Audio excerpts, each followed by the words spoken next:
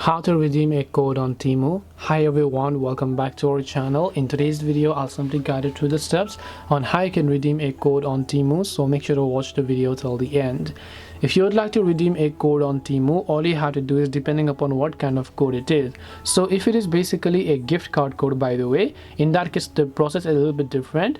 You have to redeem the gift card code when you're on the checkout page. So if I go to the checkout page, while I'm paying for it, under it you'll be able to see payment methods. You just have to add a gift card like you would do with any of the other payment methods, such as your credit or debit card and so on.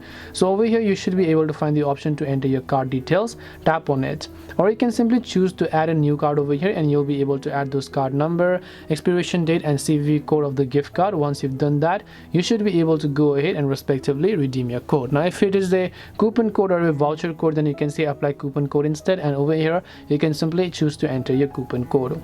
This way you'll be able to redeem a code on Temu. Hope this video was very helpful. If you have got any questions, feel free to leave them down. Thank you for watching and see you in the next video.